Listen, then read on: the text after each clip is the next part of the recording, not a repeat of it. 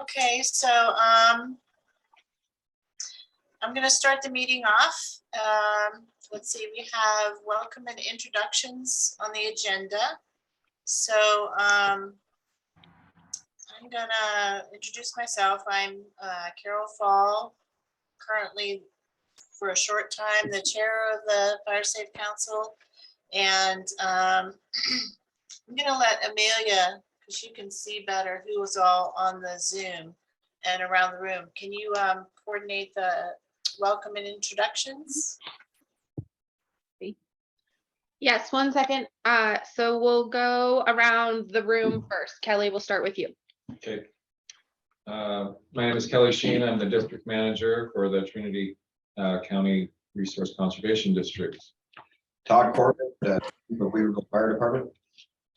Chris Cole, I'm the Forest Health Program Manager for the Trinity County Resource Conservation District.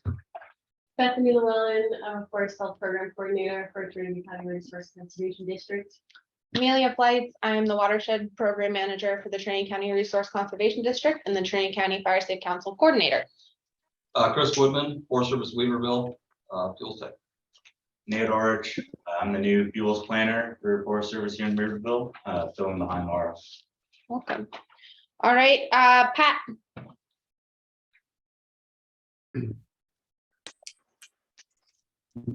Pat Frost. I guess I'll be with the Trinity County Collaborative Group today. Charlie Holthouse. Charlie Holthouse, a community member, neighborhood ambassador for Rush Creek area. Blaze. Hi, I'm James Lee. I work in the Trinity River Restoration Program. I'm also a Trinity County resident. This is the first meeting I've participated in, and I'm just kind of here to hear what you guys are talking about. Thanks. Thank you, James. Blaze. Hi, I'm Blaze Shannon. I'm the project coordinator for the Lower Trinity River Prescribed Burn Association. Daniel Montgomery. I'm Daniel Montgomery. I'm just new forest prevention officer here in Weaverville. I'm sitting here with Sandy Graham. Regina. Hi, I'm a community member of the Salyer area, also the local advisor, ambassador person representing Salyer, and I'm here with the Willow Creek Fire Safe Council today. Jill. Good afternoon, I'm Jill Cox, and I am a member of the Board of Supervisors. Deborah Harris. Good afternoon, everyone. Deborah Harris, North Coast Air Quality. I'm the Burn Program Coordinator. Good to see everyone. Dave DeLange. Dave DeLange, Trinity Public Utilities District Vegetation Program Manager. Randy Paris. Good afternoon. My name is Randy Paris. I'm the Forestry and Fuel Program Director at the Watershed Center.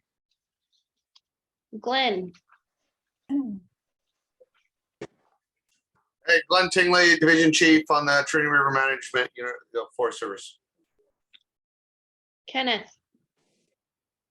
Kenneth Baldwin, Consulting Forester. Rob. Hey, Rob Winkler. I am the Assistant District Fire Management Officer for the Bureau of Land Management. Larry. Larry Glass from South Fork Mountain, representing SAFE. Larry Winter.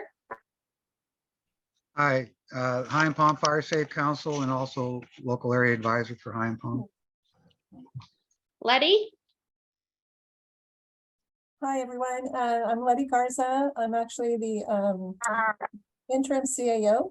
I have been for the last 3 months, and I thank you for the invitation. And I do want to let you know I need to step out at 2:15, just so you know, okay, because you don't see my. Thank you. Denise. Hello, Denise Wesley here at the Trinity County Resource Conservation District, and I am the GIS manager. Maya, Maya Williams, Education and Outreach Coordinator at the Trinity County RCD. Jerry,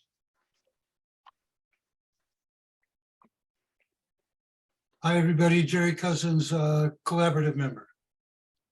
Keith,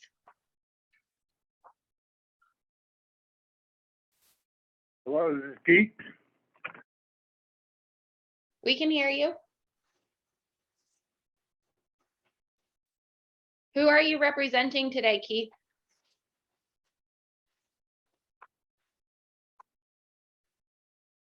Okay. Philip,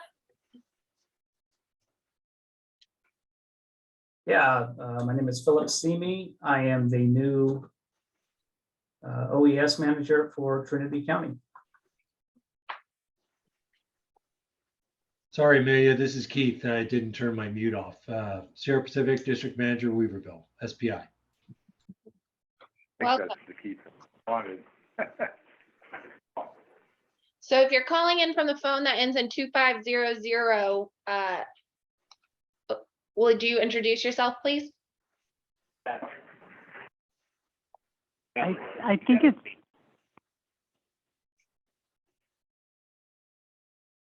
I think that might be Dina Magdaleno. That's what I thought, somebody else was speaking. This is Dina Magdaleno. I represent the Sonangway Council and the Lower Trinity River PBA. Thank you. Liz Hamilton. Good afternoon, Liz Hamilton, Trinity County LES Director and Health and Human Services Director.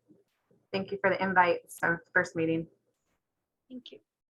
And G Dunn. Yep, Garrett Dunn, prevention with the Reading BLM. Sweet. Mike Wilson. Hi, everybody. Mike Wilson, Northern California Regional Coordinator for California Fire Safe Council. My apologies for being late. Just came out of a brown bag meeting. And anybody else who has yet to be introduced?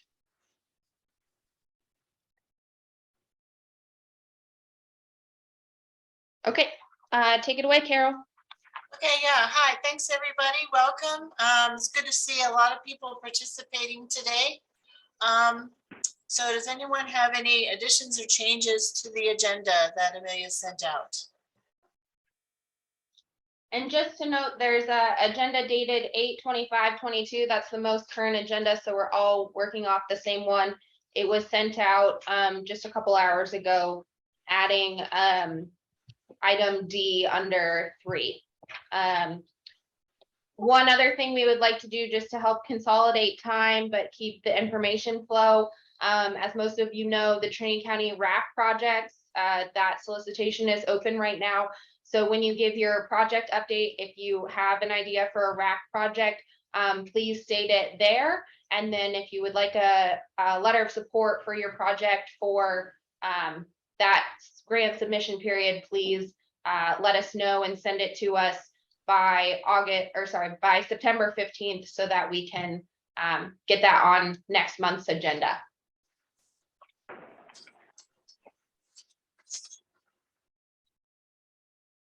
Okay, so if there are no additions or changes to the agenda, we'll move to item 3A, which is the chair position. So Amelia kindly attached my letter of resignation to the email that went out announcing the meeting. So I've been grateful, honored to be the chair for the last year or so, but I am resigning. And so I just wanted to, this group has always been an extremely informal group. There's a memorandum of agreement that was originally signed in 1999, which makes us, essentially creating the Fire Safe Council makes us the oldest countywide fire safe council in the state. That agreement has a lot of signatories who don't even, some of them don't exist so much anymore. I guess the RC&D Council is, I don't think they're still around. The work is largely done by, well, 99% of the work is done by Amelia as the Fire Safe Council coordinator. She does an amazing job, you know, all the events, the Facebook page, the activities like the Big Red Truck program and the Blue Dot program, and just a tremendous amount of work. The chair position is basically running the meetings and signing letters. I can see potentially that there's a conflict of interest, at least a perception of a conflict of interest, if someone from the Resource Conservation District or Watershed Center were the chair, because so often they are coming to the council looking for support for projects, you know, letters of support to grantors, things like that. So in my letter of resignation, I suggested that perhaps the county, as one of the original signatories of the memorandum of understanding that set up the Fire Safe Council, perhaps they would be the most neutral party to be a chair. The chair in the past has been one of the chiefs, or in my case, assistant chief of a fire department. Again, the hopeful perception that it's a neutral party. So it was Jesse Cox from Lewiston for a long time. Todd took over. Todd's a really busy guy. I stepped in for a little while. Now it's back to Todd. And thank you for stepping in and picking that back up, Todd. But I was just wondering if, rather than dumping it back on you, whether or not, again, the county, particularly OES, someone from OES might be a good person to step in as chair. I think it has that benefit of being kind of the neutral party, and at the same time, the most significant benefit is that it would bring a better coordination level of communication between the Fire Safe Council and County OES, just because with the wildfires and stuff like that, we know how important the level of work that County OES has to do with all those, and if there's ways that we can make their job easier because they know what's going on in the Fire Safe Council. I just thought that was something to consider. So anyway, it's on the agenda as a discussion item. And I'm guessing, you know, for now, I'll let Todd take over as chair, but I'm guessing that this might be something that the group would like to weigh in on, whether or not they think that's a decent idea, or whether or not, you know, they just are happy with it being someone from the fire service. That's what I have to say. So thank you. I'll turn it back to Amelia and Todd. Any further discussion on that? Should we? I would say that I think whether they're in the chair or vice chair, I think keeping somebody from the Chiefs Association in one of those two roles would be critical to maintaining our relationships and just continuing the long legacy of partnerships. And so I would support that if there was a chief interested and willing to fill the chair or the vice chair position, whichever the council decides to guide and how they decide to move forward. I mean, we could also entertain the nominations for chair potentially. And I don't know if we necessarily want to do that in the meeting, or if we want to do that sort of for the next meeting. Okay. You know, like it could be done more, I guess, through you. You know, nominations be given to Amelia as the coordinator, and then potentially, and then we could review the nominations at the next meeting and then select a chair. Perhaps the county, since there's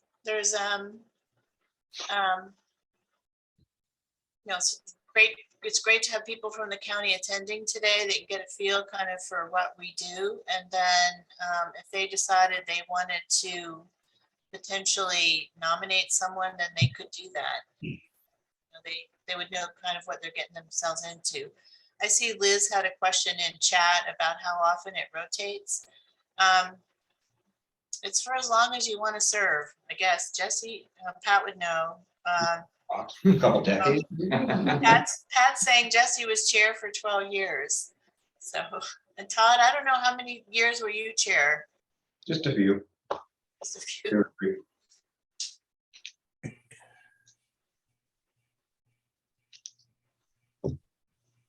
I would jump in with a comment if I could. If we recall back when the Fire Safe Council, the California State Fire Safe Council grant was coming up, it was really important at that time to have somebody from OES involved because that became the liaison, because it was the county that needed to be the, I guess, administrator of that grant. And so Ed, jumped into the meetings where we needed him, and he was very strategic and very willing in all of that. But I think that it would be whether the county OES official assumes a chair or a vice chair role, which, one of those I think would be advantageous. At the very least, it's wonderful if we could have an ongoing presence rather than just, coming when requested. So I think that there is, at the very minimum, I would like to see that level of participation if that were possible. We would appreciate that. Yeah. Hello, everyone. This is Letty. Yes, I agree. I have no problem. And again, I appreciate the invitation. This is also my first meeting. And of course, since this, does, affect the OES department, I can definitely review this with Liz. I don't know if she's ready to make a decision today, but we can definitely review it and take it into consideration for sure. Okay, so to the broader council, would we like to table the discussion and decisions until the September meeting? And do we want to move forward with nominations, or do we want to have another discussion in September with Todd standing in as the interim chair as he was vice chair, and then we'll look to make further decisions in November? I liked Kelly's suggestion that, nominations be submitted before the next meeting. People have a month to think about who they want to, who would be a good chair, and submit those to the Fire Safe Council coordinator and then have a discussion then.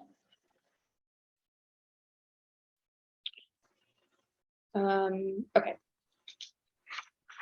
And yeah, that's fine. And then that'll give enough time to I can take this in front of the chiefs meeting, see if anyone's interested in being chair, vice chair. Yeah. But that would be great. Yeah. And then if nobody, I'm more than happy to be one of those two. Okay. Yeah. Okay. And then Liz, Liz and Letty, we can touch base and see what your thoughts are later in September. Yes, that sounds great. Thank you, Amelia. Yeah, I look forward to conversations, and I know, we want to support and participate in these meetings. So I want to also, in fairness to my deputy director, wait until he's back the beginning of September, and then we can meet and review with him as well. Sounds great. Yeah. Yes, Pat? Yeah, just a couple of quick things on the OES side of things. Actually, the history of OES being involved goes back quite a ways. Back when Larry Masterman was the OES guy for the county, I guess it was in the sheriff's office at that point. He was very engaged and involved. And it really was great to have that, that interaction and that knowledge, from the side of OES. So I think having an OES, presence, even if they decide they can't be the chair or vice chair, would be really encouraged again. And then as kind of tangential to this, because Carol brings it up in her letter about the MOU, we currently don't have an MOU forming the Fire Safe Council. The last time when it expired, I think was 2010. And it was at the suggestion of the Forest Service. They just didn't want to go at the time. The process of getting an MOU approved by two different forests, Shasta, Trinity, and Six Rivers, was a very cumbersome process. But I think that there's some value in us maybe rethinking that and going through a process of having an active MOU. And I don't know if Mike Wilson, from his interactions with other countywide fire safe councils knows, process, how other fire safe councils are operating with that in that kind of milieu. But it just seems to me it adds some weight to what the Fire Safe Council is all about, to have a formal document that says we will work together. There's quite a variety out there, Pat, and I do have some examples. Maybe I could forward through you or through Amelia of what other counties and other fire safe councils are doing. Yeah, if that's of interest to this group, yeah, that'd be great. I think one thing that it would help and what I struggled with last meeting, and I'm struggling with again for how we're going to select a chair, is outline voting, who has authority to vote, who has a vote, who can make those decisions, and what does their participation need to be before they get a vote, or the history of participation. So as the coordinator, that would help me to decide if a letter is supported or not, or decide like the chair and those kinds of decisions. And I know we looked at the MOU about a year ago and decided not to move forward, but it might help provide some of the structure in the future. And if other people come into the playing field, it might help give them a better structure. Thanks. I agree. Amelia and I have talked about this. One of the difficulties was, I guess people didn't like the way I was running the meetings. And so it's a tough thing when you don't know who's actually a member, who votes, is it just by consensus? How do you know whether or not, a letter's approved? That makes it difficult. And so, yeah, we don't have bylaws. It's been informal on purpose. It's been like whoever really is working on projects that have that fire safe benefit for Trinity County. We want to welcome you. We want to coordinate with you so that we're not duplicating efforts. And so that welcome has been pretty handy, that just, come tell us what you're doing. We'll help you get grants and, do educational things. We will help you with all that, but it has made decision-making by the Fire Safe Council very difficult. So the coordination aspect is great. The when do we write a letter is tricky. So if we wanted to do a revised MOU that maybe had bylaws and voting procedures, that could be handy. I kind of like the structure that was adopted by the Trinity County Collaborative Group as far as like the membership portion of it. That's slightly different in that the membership is usually only limited to private individuals and doesn't really include agency folks as voting members. But I think because this group is largely made up of agency folks, and we've always sort of, by consensus, decided on what we would support or not support, for example, that we wouldn't necessarily want to limit ourselves to private individuals, or, we would want to include pretty much all the entities. But, there has been obviously a lot of long-standing members of the Fire Safe Council that, have always been a part of that process. And there's now quite a number of newer members that now have been on these meetings for, a number of months, 6, 8, maybe, a year. So, we would want to definitely be able to address like how we would be inclusive of people as they were coming on as, relatively new to the council. I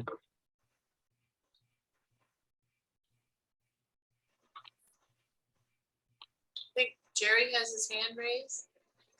Just a question. It seems that there's an implicit message that you need to, I think there should be regulations for being a member of the council, but then about approaching the council for a letter of support. I'm kind of hearing the implication that you have to be a member of the council to actually come to the council to support a project. And I'm not sure that those two things have to actually be in place. I think groups who haven't been members have asked for letters of support. Right. That's fine. Right, I know that, but what I'm hearing is kind of the thread that maybe you have to be a member to get a letter. And I think those are two different things, because it could be a brand new group who does good work that would like the validation of the council for their application. I don't think that the Fire Safe Council has ever limited the letters of support to groups that were just members. Right. But I don't think that's going to be a concern moving forward. I see what you're saying, Jerry. The separation between who's a member does not exclude them, such as, for instance, the group Ascend, right? They're not an active participant, but if they asked us for a letter that was relevant, we would still consider it. It's not that we would not agendize the letter. I totally agree. I just, as the council is becoming more formal in its membership, I just wanted to identify that distinction and keep that distinction. Great. I'll make sure that we make note of that. Just don't follow the collaborative's voting procedure where you got to have 80%. That's a tough threshold.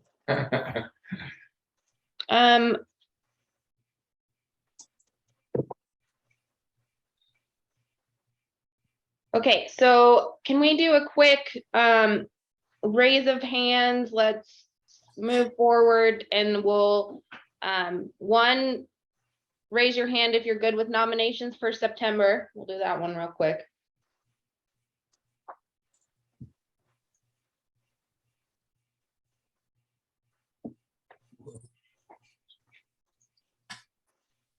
Looking good. Okay. And then we'll also send out the MOU to the group as a whole to review the old one and see what things we might want to change. Look at a couple other examples on their voting. And then we can agendize that. September is getting pretty full. We might want to agendize that for November to dig into, one, do we want another MOU, and two, voting and other policy or language changes if we move forward with an MOU. Is that acceptable for everybody? Just Amelia, with the caution that we typically don't have a meeting in November because of Thanksgiving. October. We usually move it to the second. So could maybe October would work? Yes, we can move it into October. Okay, so raise your hands if you agree to do the MOU and the voting review in October.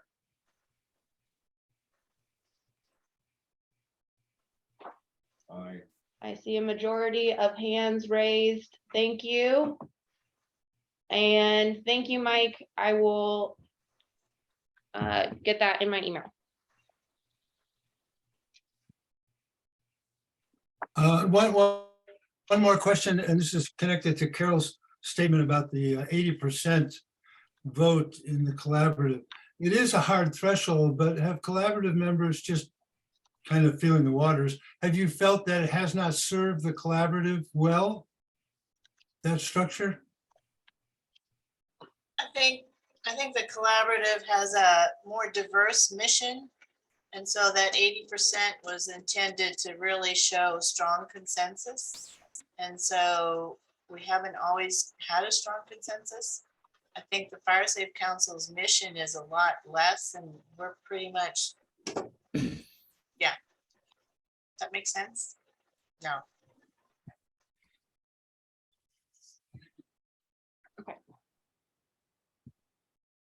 Okay. I agree with you, Carol, but I don't think that that formula has done any disservice over the long run. I'd rather go with the, what's the 66% Congress to prevent filibusters. The grand majority. Yeah. Okay. Carol, if I can comment. I think our we are different than the collaborative, and that I think our role in the Fire Safe Council, I agree we should have a new MOU so we have a better understanding of what it is, our objective is. And I agree with you. I think you were trying to say that Fire Safe Council are more on the same page versus a collaborative, which was supposed to be disparate stakeholders. And I just think, you know, maybe a simple majority or 60% or something, but I really haven't, I don't remember any really controversial issues that have come up the Fire Safe Council where we've had strong disagreements amongst ourselves. But I think that a new MOU that would help us and refresh our memories on what our purpose is, and that will help us going down the road as far as decision making.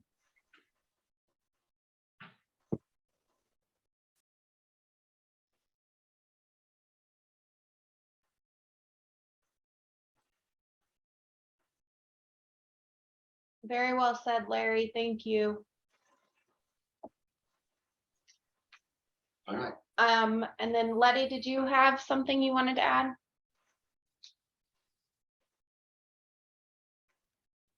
No. Moving on. Yeah. No, I do not. Thank you. Sorry, I did take my hand down. Sorry about that. So we're gonna move on to discussion item B, Class K housing, and about how it's going back to the Board of Supervisors on August 30th for somewhat of a second reading, or I don't know who has this, but I don't know if this is Jill or you. Or... It's Carol's. I'm putting it up on the screen right now. So at the last meeting, we discussed this and did not apparently have a consensus. Again, it's hard to tell sometimes whether or not the Fire Safe Council should send a letter to the Board of Supervisors. I had proposed that we send a generic letter saying that we've been working really hard on home hardening and defensible space. Those are the kind of things we support, and ask the Board of Supervisors to consider that in their deliberations. We didn't have a lot of detail about, there was a draft letter that the Fire Chiefs Association was considering. So anyway, there wasn't any firm decision to send a letter. Since that time, the Fire Chiefs Association did send a letter to the Board of Supervisors. That's what Amelia is showing you. And the Board of Supervisors had their hearing on the Class K housing. at which time they had this letter before them. They also had CAL FIRE saying that they firmly opposed the Class K housing as it was being proposed. The thing I'd like to point out is that the state law, which authorizes Class K housing, which really is the limited density owner built rural dwellings, was adopted in 2004, something like that. Since then, the counties that have adopted ordinances which allow this limited density owner built rural dwelling have been gradually tightening up beyond what the state originally envisioned. And they have been requiring, like Shasta and Humboldt have more recent ordinances, and they both require compliance with CAL FIRE's 4290, 4291 in terms of like defensible space and stuff like that. And they also require compliance with State Building Code 7A, which is fire resistant building materials, for the exterior and stuff like that. That's the status. And so that's what the fire chiefs were trying to point out. And so I'm just curious whether or not the Fire Safe Council would like to reconsider sending comments to the Board of Supervisors. Would they be interested in sending this generic letter that says, we support home hardening and defensible space? Hope you'll consider that. Would they like to send a stronger letter similar to what the fire chiefs wrote? Fire chiefs basically said, we want you to send it back to the Planning Commission to reconsider. Fire Safe Council doesn't have to do that. And I have to say, I'm on the Planning Commission. And so it's like a serious potential, I don't know what. But anyway, I'm just going to throw it out there and let you guys talk about it.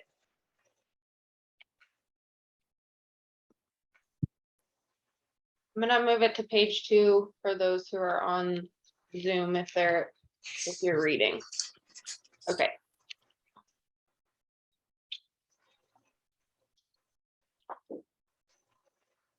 My question is, do all of our other building classifications already require the home hardening and the defensible space? Is there anything that doesn't currently require it? Would it just be meeting the standard that the county has set for everything else? Do you know? Yeah, but the county's trying to kind of substandard the state code, which I don't see how that's even the same. That's like legalizing meth in Trinity County because we want to do it. It's just not possible. So I don't know how they're doing it. Not to mention there's legislation from the state that's coming down the pipe that's going to require that 4290 inspection when you sell your house. And CAL FIRE stood in front of all the supervisors and said, we will not do those inspections on these Class A houses. So I don't know if there's a legal issue about selling your house after that. They won't do it before and they won't do it after. And Supervisor Frazier was under the assumption that the majority of Trinity County is not under state responsibility area for this 4290 inspections, which he's very far misled on that. Those facts he was stating. Every piece of private property in the state of California is governed by the state responsibility area. So every single private property that's on it is governed by CAL FIRE and the state regulations. So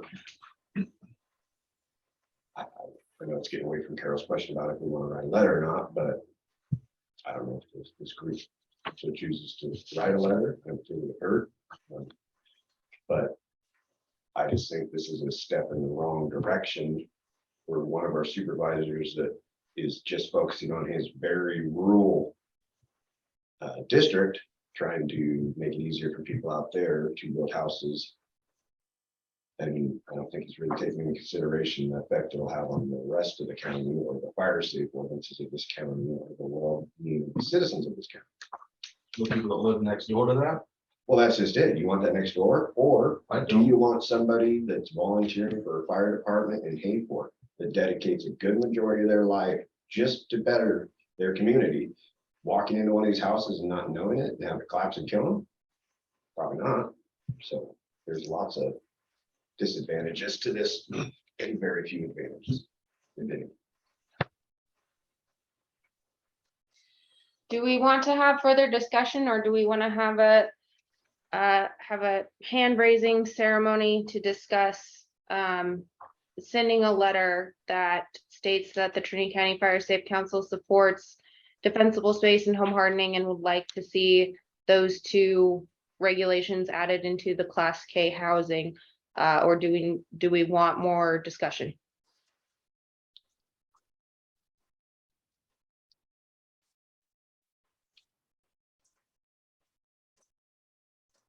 I would be supportive of the Yeah. letter. Super supportive of the letter, Okay, especially with those two topics, because that's a little different approach than the fire chiefs, so it Yeah. might benefit the cause by having another agency that has such a diverse membership come in with their concerns on their topics also. okay. We'll do majority, because that's what we have been doing for the last years of, if we have majority vote to send a letter, then I will move forward with drafting one with Todd and putting it out to the association or to the council next week for comments. So it goes back to the Board of Supervisors on Tuesday, the 30th. I believe Joe can correct me. So it's too late to include in the board backup, but. No, No, Carol, that is not the case. That, there is no board meeting on that day, and so it's September the 6th. So you do have time to get into the backup data. Okay, great. Thank you. Okay. Jill, is the meeting on the 6th? Because I know that the 5th is a holiday. It is, that was another one of those errors that was made, and we're just choosing to leave that alone for this calendar year. And those will be corrected and not fall on the days after holidays in 2023. But for now, we are. Okay, very good. Thank you. So please raise your hands if you support sending a letter that the Trinity County Fire Safe Council supports home hardening and dispensable space within the county and would like to see those two codes enforced within the Class K housing building permit. I would probably follow, yes. You guys can vote too. Just to let you know. I wanted to not be unnoticed that I am recusing off of this vote. Yes. I would just, all I was gonna say was I would, whatever, they're not calling it class kick housing anymore. It's like low density. They have language for it. And just copy whatever the county's language is of what they're calling this stuff. Low density owner builder rural dwellings. That would be it. Which in this case doesn't have to be owner built. It can be contractor built. Right. Larry, you're, I see you. I too am recusing just because I do need to stay neutral on this since I'm the CAO.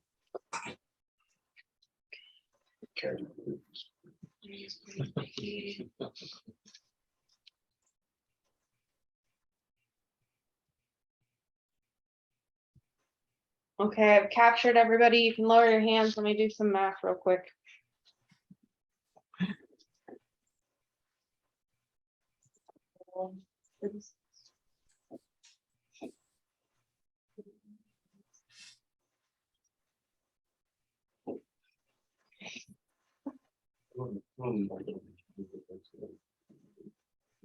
Okay, so we had 26 votes in the affirmative, and we needed to meet a minimum of 18 to get 50%. So we're moving forward with drafting and sending a letter. Thank you for your time. Thanks. So moving on to item C under discussion, Southern Trinity Communication Tower, Larry Glass. Yes, thank you for giving me the opportunity to bring this to your attention. I'm not sure what can be done to help in this, but I just want to make you aware of it. About 20 years ago, our supervisor at that time, Wendy Reese, spearheaded a drive to get a cell tower put in Southern Trinity on the top of Picket Peak. It covers the area from about Trinity Pines to the other side of Ruth Lake and Hettenshaw Valley, and then north up South Fork Mountain, pretty far up, almost to High and Palm, and then south past Horse Ridge Lookout and that. So it covers a wide area, more than most cell towers cover. It is an unusual array in that it points downward instead of outwards, and it is got more power than most cell towers do. The problem is, as time has gone by and we've had a number of fires, fewer and fewer people are able to still have landlines in this area. And so almost everyone's dependent on this cell tower. And during the August complex fire, there was so many people using the cell tower that it basically crashed. And then all of a sudden you go from, knowing what's going on to you can't communicate even with your neighbors, and it's all smoked in and nobody knows what's going on, and it begins to, panic starts to set in. And that happened again last year during the Monument Fire. Even though it wasn't threatening our area, we get all smoked in, you can't see for more than a half a mile, and everybody starts getting worried after a few days of that. They don't know what's going on, and there's no internet, no communication. And that it's happened again this year with the fires by Willow Creek, where the smoke started blowing right down the ridge. We got all smoked in, and then the cell tower went down, and nobody could communicate with each other. There was rumors that there was a new fire, and it's a bad situation. So since the county is an active player in this cell tower, I don't know the exact arrangement, but somehow or other the county and Verizon partnered up on this. It's time to upgrade that tower. It needs to have more bandwidth. It needs to be able to have more capacity, so that when there's an emergency, we don't have the situation where the tower goes down right in the middle of the emergency. So I just wanted to bring it to your attention and sort of ask for help. Thank you, Larry. So Larry, we're in the same boat up in the North Lake. We get the same set of issues last summer with the river complex. Our Verizon tower gets overwhelmed, and same kind of thing. People can't get any kind of access, to wireless communication. We've not had any luck, fixing it. Well, initially when the cell companies came around and were asking for, because they had to do it in partnership with the county, they had to promise a lot of things. And as I recall, one of the things they promised was that their towers would be able to be used in emergency situations like that. So admittedly, that was 20 years ago. Things have changed a lot since then, but yeah, we've become much more reliant on them now than we were at that time. Have you talked to Dan Fraser or anybody about this? Oh, I talked to Dan a couple of years ago about it after August complex fire, and he acknowledged what a problem it was. I talked to about a year ago, I talked to the Trinity CAO about it, and he said he would look into it for me and see what he could do, but I don't know. I think they get assurances from Verizon that they're going to fix it, but it's the same. Blaze, did you have your hand up for something? Yeah, just to say, we're experiencing something very similar over here in Willow Creek. A lot of people are sort of speculating on what it is, but I think the fact that the population of our town has tripled due to the influx of fire crews. We are just, all the calls are dropping, communications have been really difficult, so just empathizing with that. So. Thank you. This is Kenneth. Out on in Indian Creek, we don't even have cell phone coverage. The Verizon map shows that we have it, but nobody has it. And so we would love to just get it at some point. Well, and it's the same problem in Coffee Creek. The Coffee Creek Fire Station and Coffee Creek area has 0 cell coverage. I mean, it's not even that it works part of the time. It's 0, never works. And so that was a serious issue during the river complex, that there's absolutely no cell phone coverage from north of Trinity Center. And so maybe the suggestion would be the Fire Safe Council would ask the county to have some sort of meeting with the telecommunication companies to look at the issues of cell phone coverage in emergencies in the county. I know AT&T just put in got permission to put in a tower in Hayfork at the dump on county property that is supposed to improve emergencies communications in Hayfork. And so, that's AT&T, not Verizon, but it's a special program that Richard Coons approached AT&T about that provides cell phone coverage for emergencies. And so maybe the county, the Fire Safe Council could write a letter to the county saying we need to have this, kind of coordinating meeting. I don't know. I think Letty has a thought.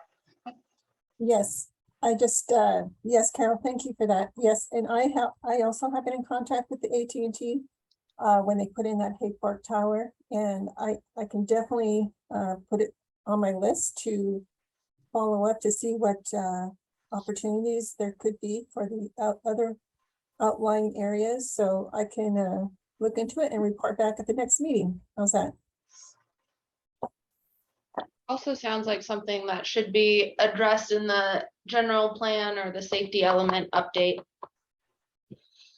And just Carol, so you know, I know Verizon's approached several homeowners in Coffee Creek about placing a tower up there. So I know something's in the works up north for you. So That'd be great, because they put in a cell phone booster at the fire station and at the school, and it doesn't really help. Yeah, they're trying. I would just point out to you that cell phone boosters are good for telephone calls, but they don't help at all with the bandwidth or your data reception. Right. So that's what's really needed is added capacity for data transmission. Okay. Is the Fire Safe Council happy with Letty's commitment to look into this, or would the Fire Safe Council like to send a formal letter to back this concept and for the county to look into further measures of addressing it? Raise your hand if you want to send a letter. Do not raise a hand if you're okay with it as is, and we can revisit it next month. This is Jerry. It just feels to me like more data is needed before a vote is taken. I mean, I don't mind supporting it for sure, but would like to maybe have somebody who's immediately impacted by it, again, approach the county and see what kind of partnership or common communication can be had, and then maybe bring it back with more data. I would like to add, having a letter or some reference that I could have just to ensure that I provide the correct narrative to those companies would be appreciated, because I definitely want to make sure I represent exactly what the needs are. I'd be glad to chime in. Want to loop me in? Yeah, and Larry Glass, maybe, do you know Melanie Higgins? Larry? I don't. She's the fire chief of Southern Trinity, and maybe if you could look her up, and she lives in Mad River. she'd be another good one to maybe take that to the Fire Chiefs Association for support also, and, you know, grab it from the emergency response standpoint. Yeah, and I could, the Mad River Ranger has also complained about the same issue, that For sure. their communications get disrupted. Yeah. Blaze? Yeah, I don't want to dilute anything that you guys are talking about with Southern Trinity, but it does bear mention that Salyer has 0 to like just the worst cell coverage. Like it's impossible to get service there on a good day. So during the evacuations of Salyer Heights and Salyer Loop, it's incredibly frustrating for people not to actually be able to receive notifications to their phones. So just if we're collecting data about communications during disasters, I really do feel like that our western flank of Trinity County over here is definitely a hole for sure. So I think some information that would be beneficial is what's the current capacity? And this is for areas who actually get cell phone and data reception, but what's the current capacity of cell phone towers? And besides infinite, what would the increase go to? What would serve the communities? I think those kinds of details would be important in approaching the service provider. So I'll volunteer to email Letty when you're collecting information. So Trinity Center has either Velocity line of sight or Verizon cell tower, which a lot of people use, and then it totally stops functioning when there's a lot of people here, either on the weekend or fires, because everybody's sucking through the same straw. And then we just added TDS broadband, and people are going to Starlink. But I can email you kind of that situation where essentially the Verizon tower stops working. You can't even text when there's a bunch of people. Sounds good, Carol. Thank you. And Carol, if I can just clarify, we're talking existing towers that we'd like to upgrade, but also we should discuss places that don't have any cell service. Yeah, like capability. Yeah, So you're right. both those things. Yep.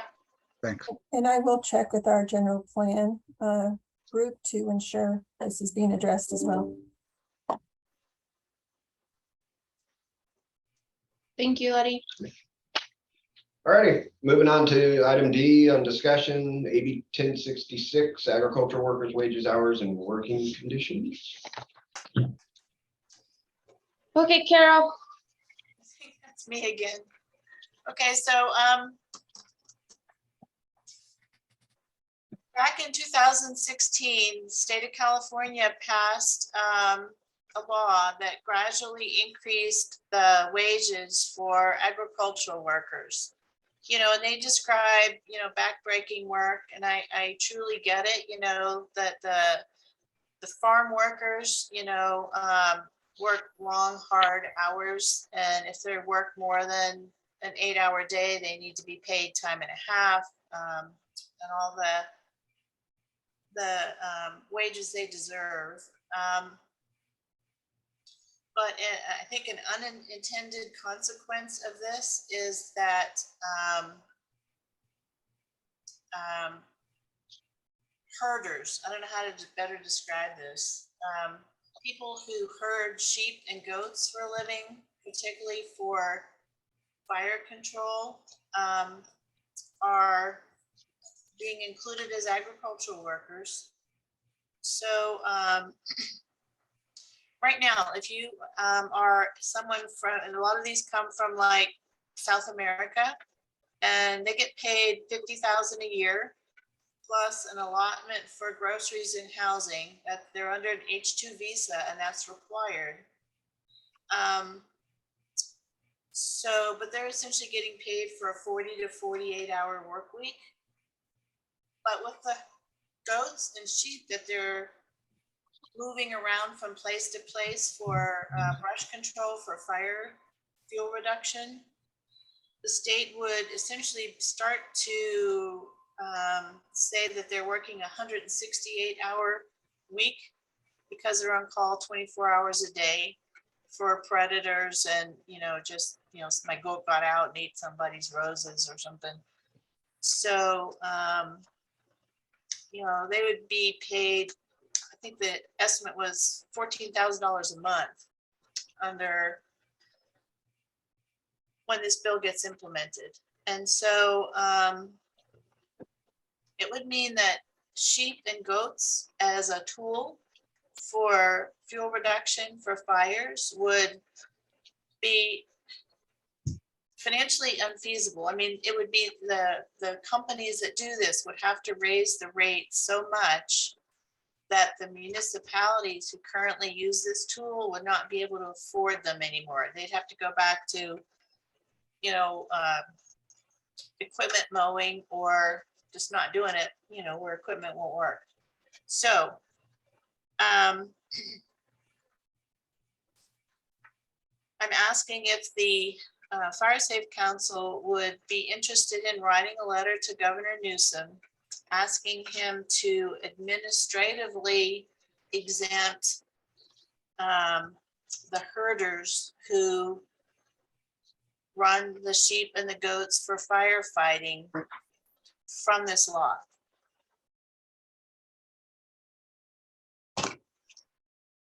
So that's my request. What do you guys think?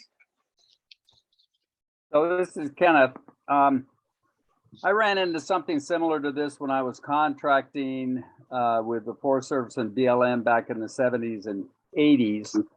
And at that time, those agencies were taking low bids and I was getting underbid by labor contractors down in the valley on some of the contracts I bid on.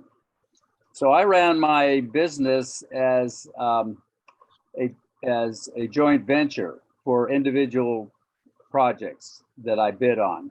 So basically we were partners. And that way I avoided all those labor laws because I could never have gotten a contract because it was infeasible economically to pay what and comply with all the requirements for employees.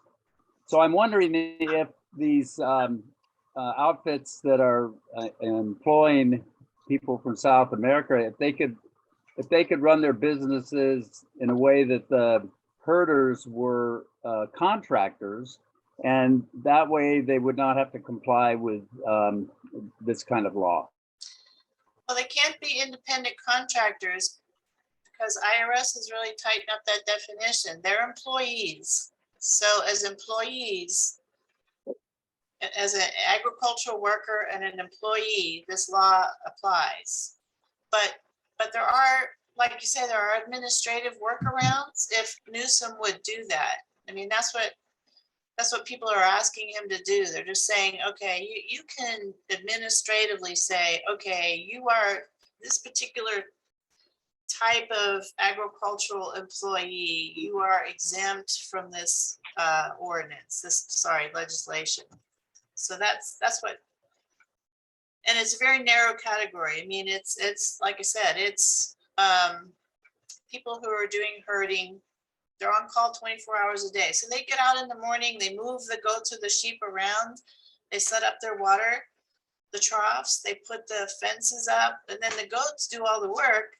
These guys are just, they're not like doing the same kind of backbreaking work as we typically think of with a farm worker. They're just kind of making sure the goats don't get out and all that stuff. But they're on call for 24 hours a day, so they would have to pay them 168-hour work week. So anyway, I think I'm trying to do what you're trying to get at, Kenneth. So this is Jerry, and I don't think it's an unintended consequence. I think it's an intended consequence to pay people a living wage. So what I read is that it's when the goat herders are with the flocks out in the wilderness or out in the woods eating up the vegetation that is when they're being paid. It's not when they're home It's not like an on-call for an EMT or a firefighter. It's when they're actually out in the woods with the herd. So I would suggest, just like they did with, agricultural workers crossing the border, they need to be paid a living wage. Well, I would think $50,000 a year plus an allotment for food and housing is a living wage. Huh? Okay. Do we utilize that service in Trinity County? No. Are we being asked by someone at the state level for us to chime in on something that doesn't affect Trinity County? We used to. I mean, there used to be Goats R Us, the lady down in Junction City, the guy that's in Douglas City out Steiner Flat, the artist ranch. He rents his goats out. My house in Weaverville, they had the goats come and eat all of the willows and the blackberries behind my house. So it's not as big of a thing, but they definitely have been used in Trinity County for brush management.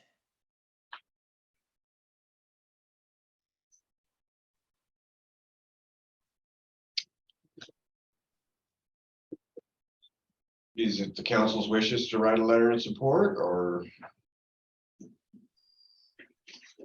I know it doesn't. Oh, this is Kenneth again.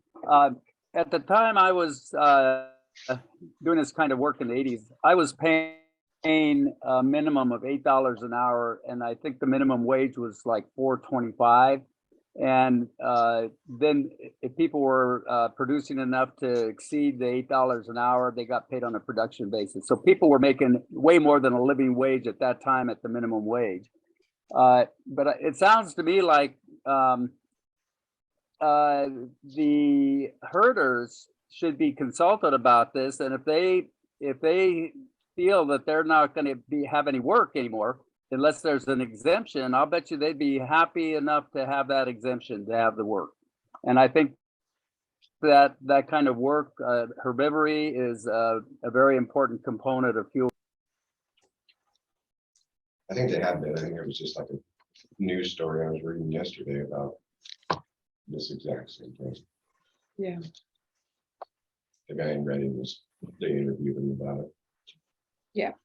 So I guess. I mean, you can just Google AB, whatever it is, 1066, goat issues, and you'll get all these stories about how these companies are going to go out of business.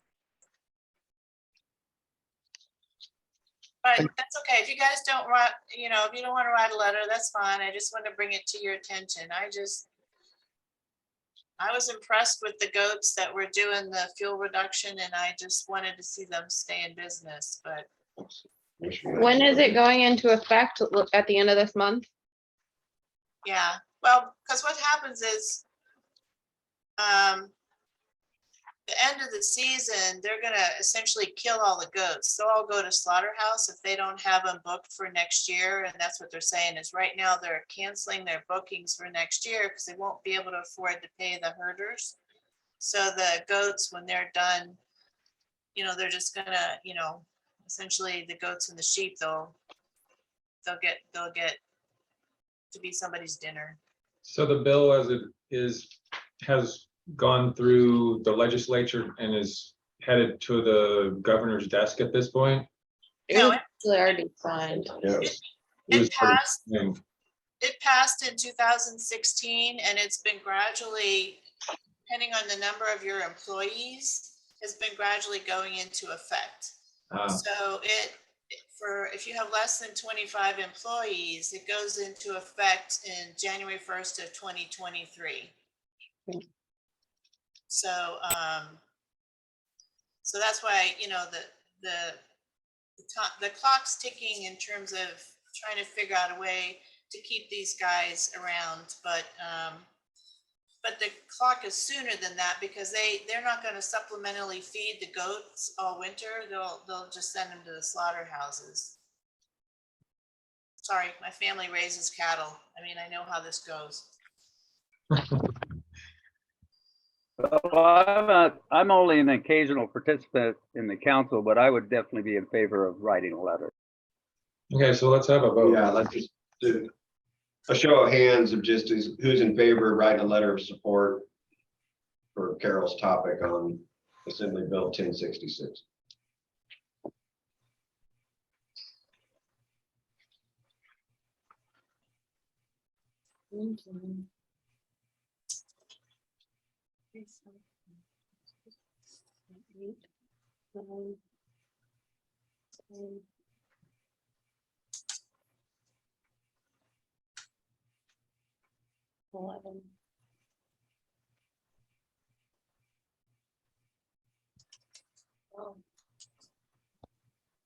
Either way. I got one Okay, letter. that was 12 and we needed 18 for a majority vote. So that's where we sit. Okay. Okay, no letter. All right. Thanks, Carol. Yep. Moving on to item 4, grants, A Community Wildfire Defense Grant Program. Randy.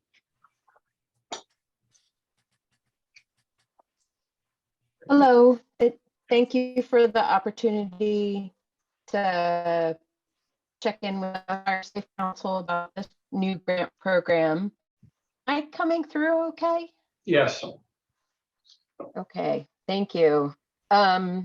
So Amelia was kind enough to include a link in the agenda to the grant program online, but I'm gonna go ahead and share my screen with everybody. And this is a grant program being put out by the Forest Service, but it's for treatments on state and private lands. And I guess my thought is I want to give a quick overview of some of the grant requirements, share some of the coordination work I've been doing with the RT and different groups and organizations just to develop the idea. And then next month we'll actually come with a letter of support for the Fire Safe Council to vote on. But I figured since it was a new program that everybody might appreciate an opportunity to talk about it before we jump into the letter of support from the Fire Safe Council. So this community wildfire defense grant is coming through a state and private forestry branch of the Forest Service. It isn't structured to have funds spent on federally managed lands, but it can be spent on state land, tribal land, private lands, and commercial entities can't apply as part of the grant requirements. And it's interesting the way this program is structured by the Forest Service. In the request for proposals, the way they have it structured is almost community by community process, although you can have multiple communities that are connected by a project that straddles those communities. So I did prepare a map.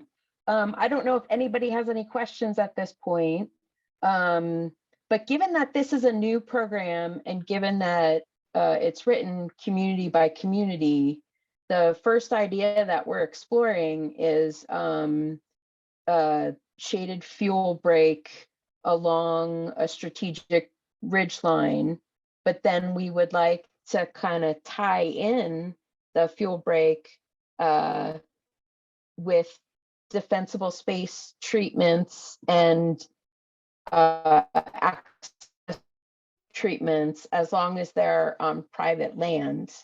And so I don't know if everybody is aware that Democrat Ridge is on the south side of Weaverville, and it goes from the 299 west side of Weaverville, northwest side of Weaverville, down to Douglas City where the Trinity River crosses 299. And there are portions of the ridge that hook in with our community wildfire protection plan, and the defensible space treatments and the access road treatments would tie it all together and create a nice feature. And it would also build off of some of the contingency work that was done for the monument fire. During fire suppression activities, a dozer line was put along the ridge line, and it seems like that's potentially good work that we could build off of, for lack of a better way to express that. So I'm going to stop sharing for a moment so I can switch to the map I have prepared, or maybe the program will just let me do that. Let's see.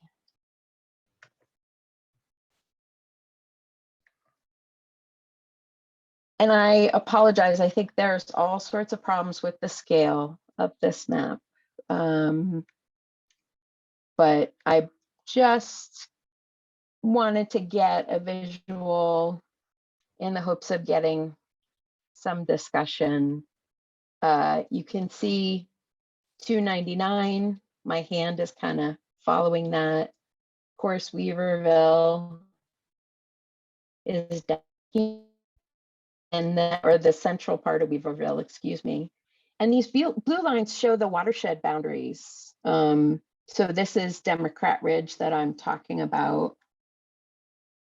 And then it goes down to 299 in here.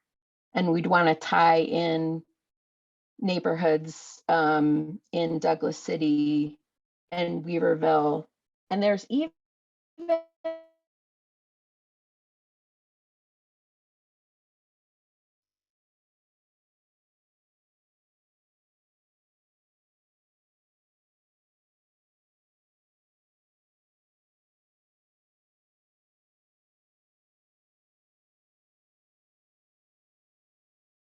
neighborhoods in Junction City that we were thinking as we were. So happily, the RCD, oh, I'm hoping because I'm getting an unstable message from my internet. Happily, the RCD has a prevention grant and has been implementing projects in some of these community areas along with the Watershed Center. And because that's state money, we were thinking that that would be the perfect type of funding to match this type of request. I think there's also some glimmers of other ideas in mind that we have at Watershed Center in coordination with the fire program, but those will each be individual proposals. I think the discussions on this idea are further along than some of those ideas, but we'd be looking to at projects where we're implementing work currently, can we build on those? It'll probably, given that program, I think my thinking is I'd like to see how it goes before I go all in. So I'm curious what people are thinking, if there's any questions about developing this grant proposal, other ideas, but I did want to bring it up to the Fire Safe Council. And there are also some community training meetings that are scheduled. I was going to send, if Amelia hasn't gotten that email about the training, I was going to send that to her. The North Coast Regional Partnership is putting on some of those trainings. So I guess I'll open it up, if people have questions or thoughts, but I wanted to just broach the topic before we ask for a letter of support. Sorry, I have a very aggressive cat wanting to come into my screen, so. So Randy, I think it's a great idea. I had a question about, I mean, it's going to be federal money, so, but work on private land. So does NEPA have to be done? And will it fund NEPA? Yeah, it doesn't, there was a training session that the Forest Service put on. They're standing up a whole new deliver this rather big grant program. It's going to be, this is the $1 billion that the president has been talking about over 5 years. So in that training, they said there wasn't a NEPA requirement. So I imagine that we'll have to do, our due diligence around, CEQA compliance for work on the private lands. But there is no NEPA requirement. Really? And I will say, I guess I thought there might be some heritage review needed. So I was going to build that in, if we're doing prescribed fire or mastication as part of this, then we'd want to build in some capacity to address those types of issues. Well, under CEQA, you would have to anyway, Yeah. And ESA would still have to be met and things like that. Yep. Okay. Hey, Randy. So, yes. I think I was looking at the same grant opportunity. This just came out like within the past week or so, I think. And my understanding was that it had to be tied back to existing previously identified projects that were proposed in CWPPs. Is that not correct? Yeah, that is correct. I think all of the treatments on the private lands are covered in the CWPP as defensible space. There are parts of this ridge that aren't in the CWPP, but it all links back to the CWPP. So I have to admit, I am still immersing myself in that document. We thought the linkages with the current treatment areas in the CWPP were maybe robust enough, but I'd appreciate your insight. Well, maybe Rob can answer this question too, but I mean, as far as a lot of the ridge line and stuff in this area, maybe not all the way down to Douglas City, but it seems to me that the pieces of BLM that are in the Weaverville Community Forest and tied a lot to some of these ridge lines, I believe we're in the process of doing a NEPA CEQA kind of thing with regard to other ridgeline projects that they're proposing. Is that not correct, Rob? Yeah, you are correct. So the western portion of this map where it is coming down to Steiner Flat Road, those BLM parcels will be covered by a programmatic EA and environmental analysis, as well as just having been opened up during the monument fire. So those features are existing on the ridgetop. And so, yeah, we included language to keep those open. Now, on the east side of the map there, where the ridge goes through that Union Hill Pond parcel, that does not have coverage on it. And so that would need NEPA coverage as you move east. That Browns Mountain parcel does have coverage on the ridgetop there, but those two going east from Union Hill Pond don't. So we're, as always, we're on board to work with the partners, especially if you've got the ball rolling to carry a treatment from private through public land. We definitely don't want to be the barrier or have the fuel break stop at the edge of BLM. Like that just doesn't work either. So yeah, the first piece we're ready to go on there, going down to Steiner Flat. Yeah, I was just bringing that up as it would be a good complement to the BLM side of things. Yeah.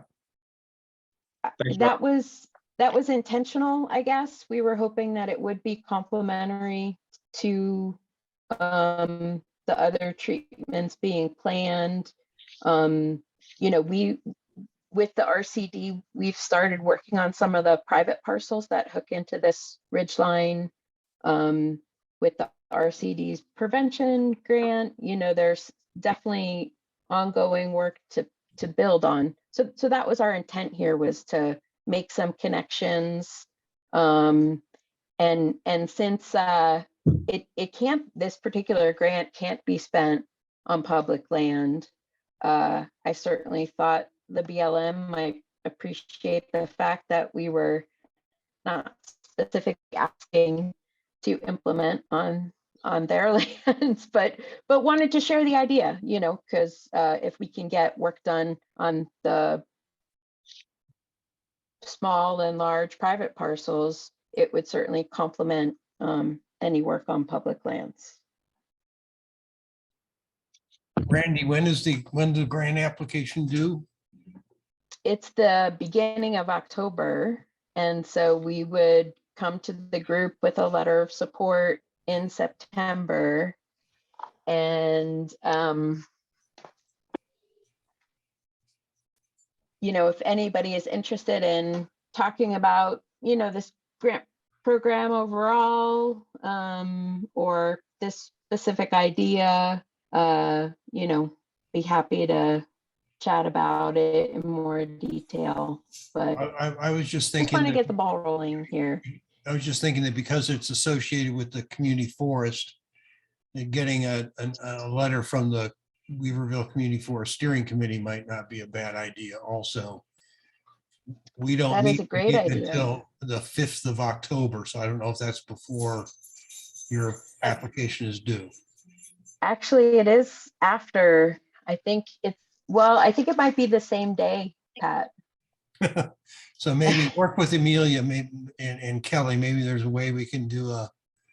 Hey, Pat, Yeah. I think we're scheduled for like the first Wednesday of September or something to that effect, right? I thought it was. We were meeting quarterly, so the last Next one was 5th of October, I think. That's what I have on my, I'll have to double check because I thought we had moved it into September and then we have the public meeting in October. I'll get back to you on the WCF. Yeah, but anyway, so just coordinate with Amelia. Great, thank you. Randy, this is Larry in High Palm. I'd like to get together with you at some point to discuss what possibilities there are for High Palm.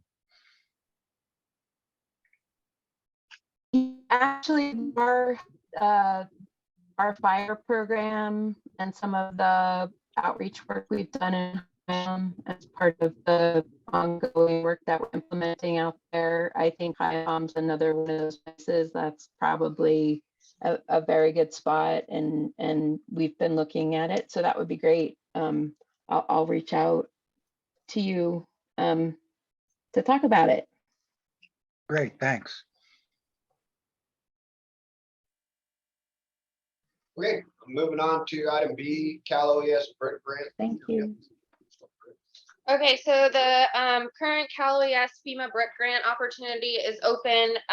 We've thrown this around quite a few times in the past, trying to do something with home hardening. My thoughts were that we could look at doing a very simple home hardening program this year, just to get something in and do a try.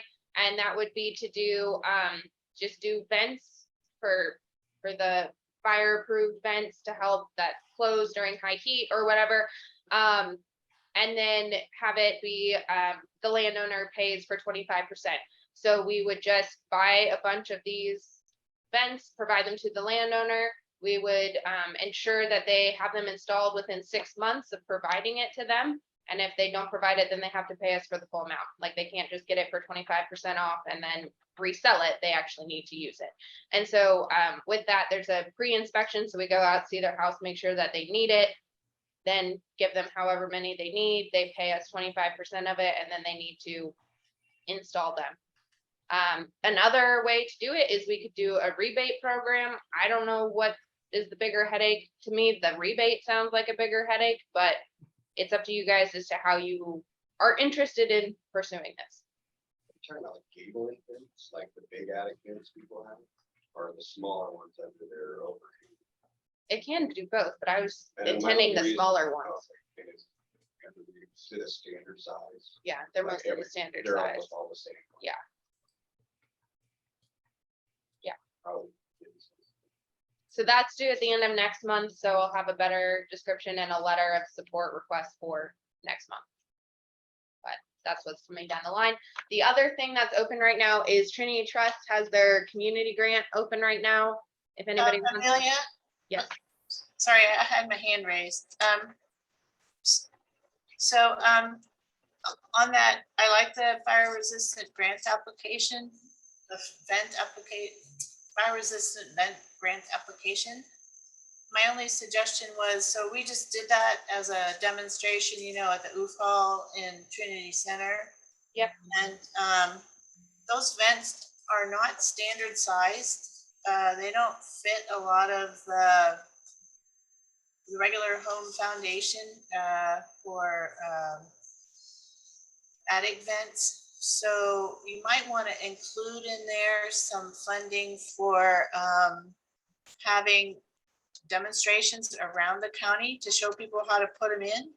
And even to have a contractor available, say, let's say for seniors or people with disabilities or something, to put them in for somebody.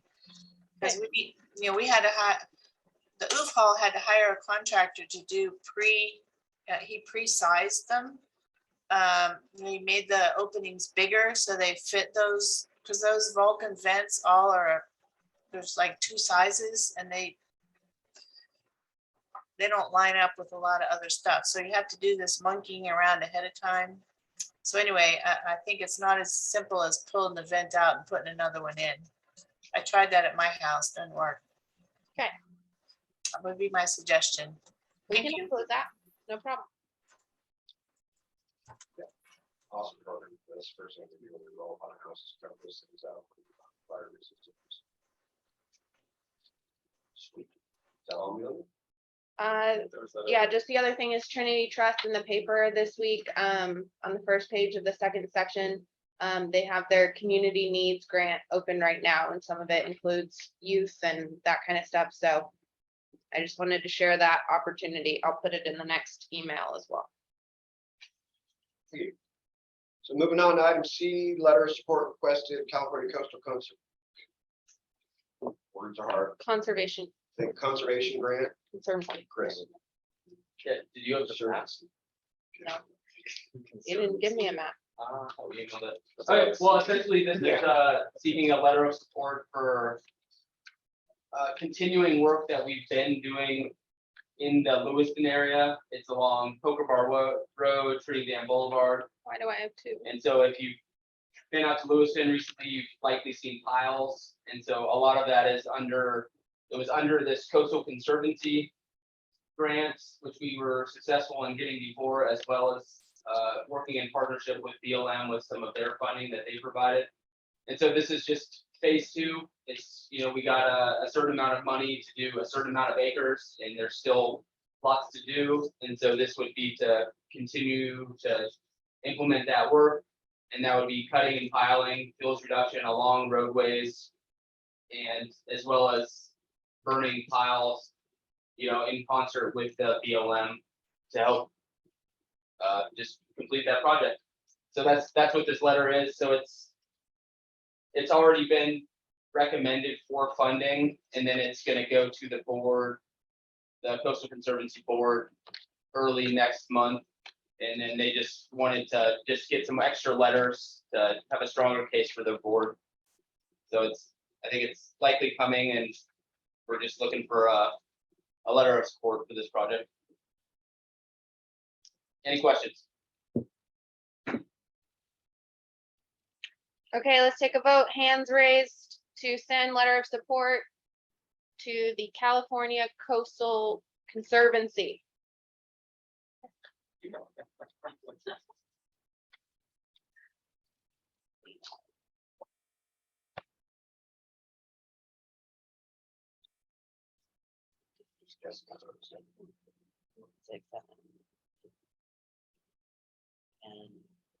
They're not raising their hand, just putting that on the feet. 11, 12, 13, 14.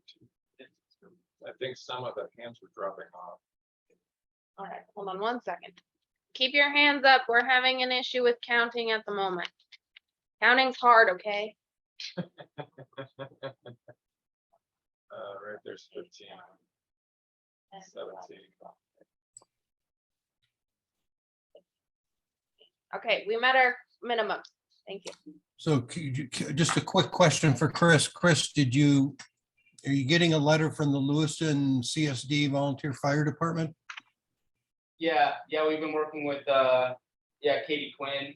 Okay. You sent her a bunch of stuff, and then yeah.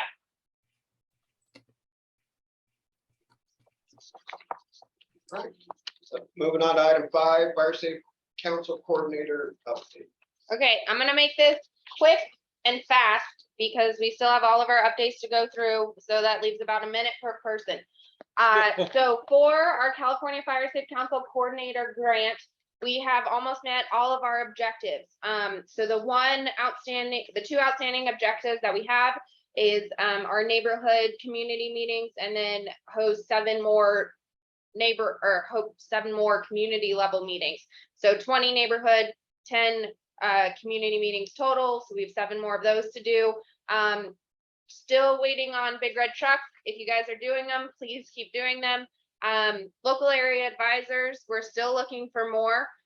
Jerry, you should be going before the board shortly. I've been talking to Mike about that. Neighborhood ambassadors, we're working to get our local area advisors and our neighborhood ambassadors through a training in September. I need to follow up with Serena on the hall rental. With the evacuation maps, all of the maps have been printed and mailed. So they are out there.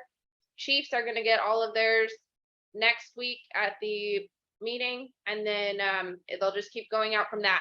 So the evacuation zones are good to go and getting shared around. The evacuation route planning funding just came in, and so we'll be looking at incorporating that into the zones.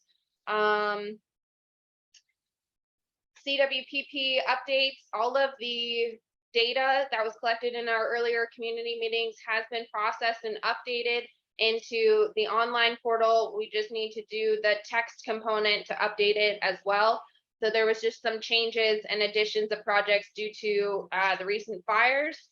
And the last thing that I wanted to mention was about the wildfire mitigation assessment. So Chris, Dave, and I will be looking to put on a training that's through the National Council of Volunteer Fire Departments to get people trained. And the intent is to have one training over the weekend so that people that can't get paid to do it but want to do it can come and do it, and then also do one training during the week that could get paid to do it, come to do it. So we'll get all of that sorted out.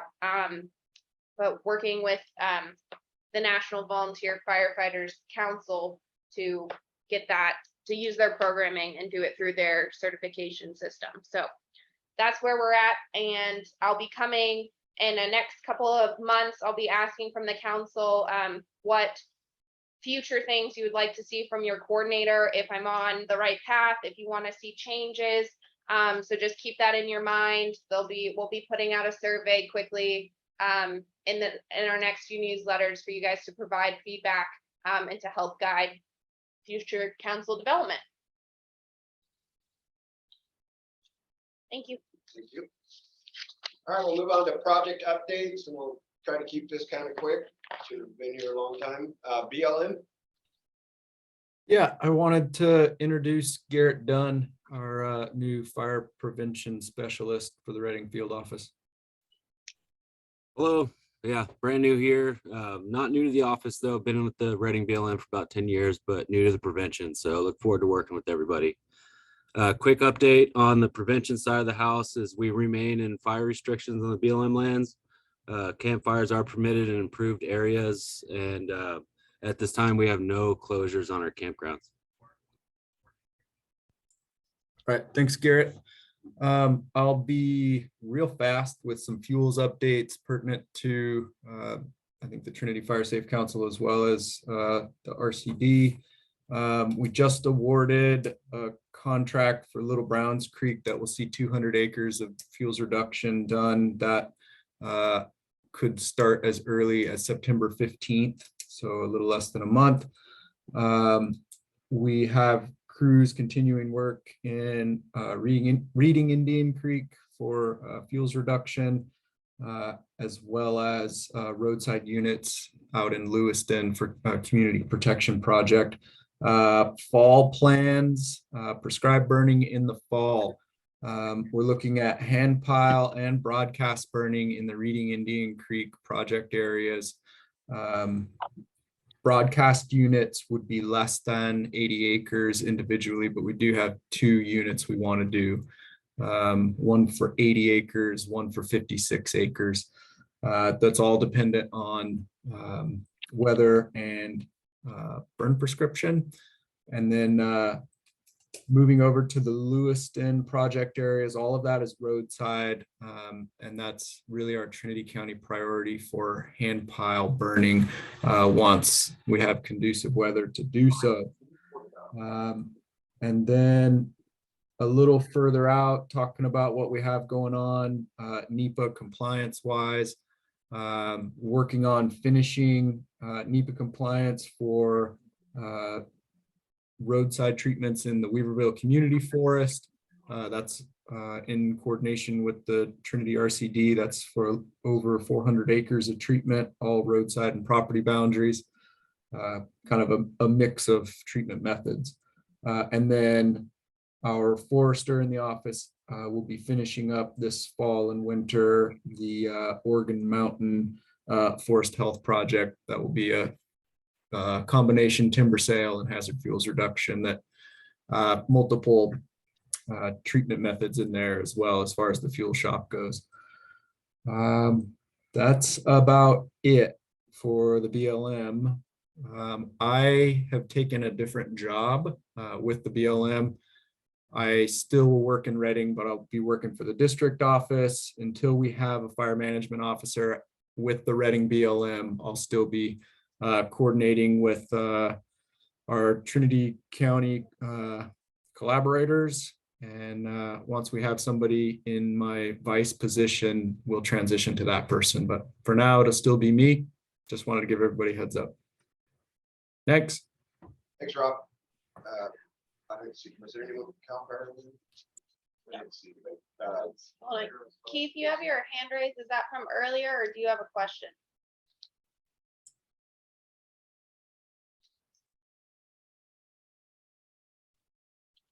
We'll leave it. Yep. Caltrans, I didn't see Caltrans, but I didn't see. High and Palm Fire Safe Council. Yes. Working with the Prescribed Burn Association here in High Palm to try to coordinate and collaborate just to be on the same page. I'm also going to be having a table at the High Palm Good Times Fair on September 3rd to get a good assessment of property owners, where they're at with fire safety, and get people signed up and see what kind of work we can get going.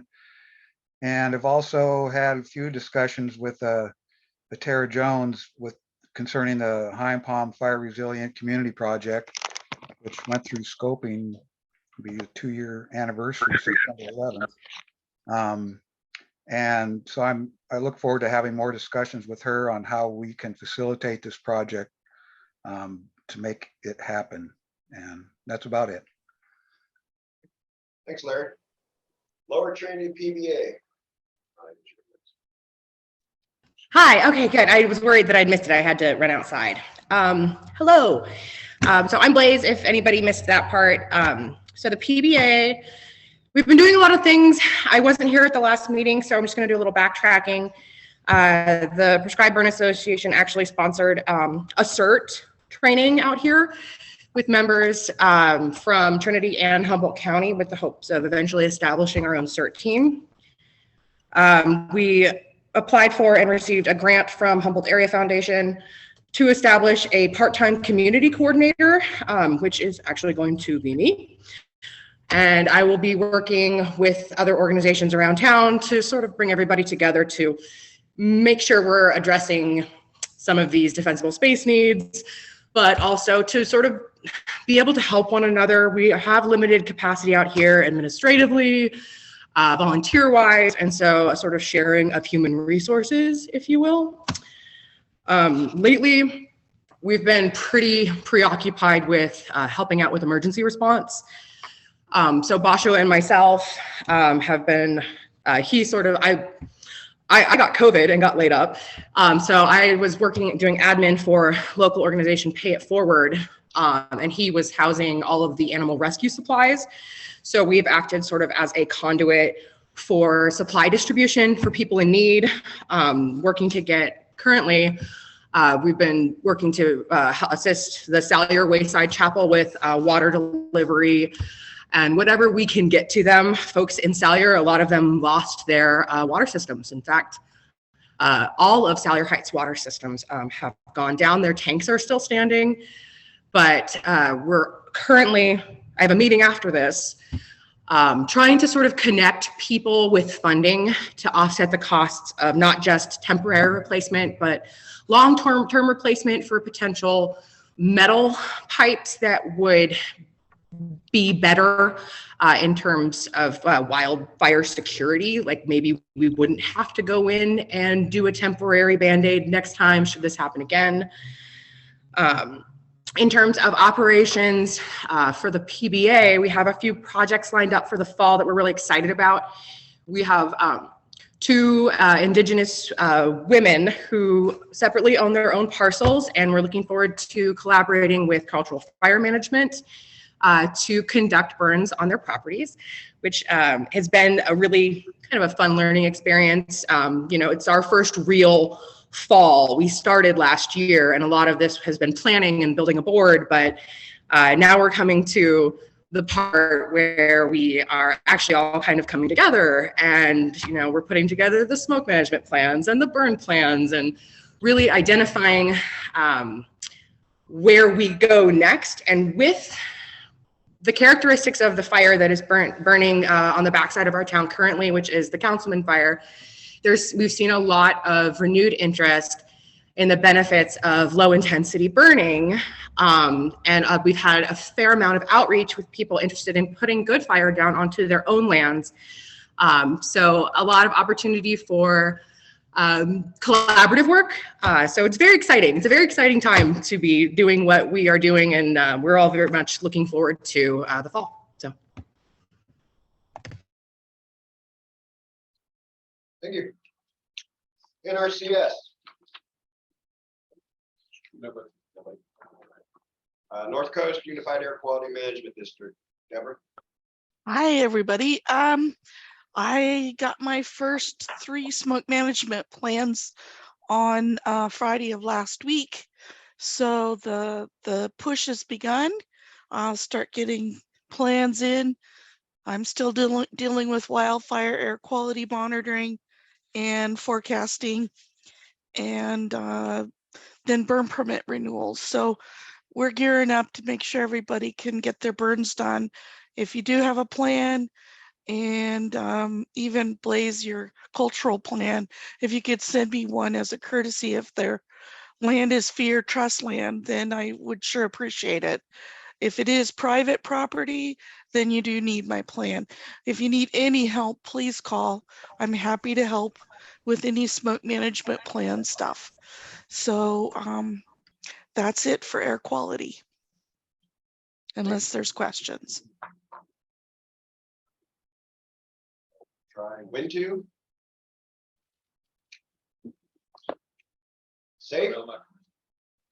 No safe. Larry left. Popped off. Oh, that's right. SPI, Keith?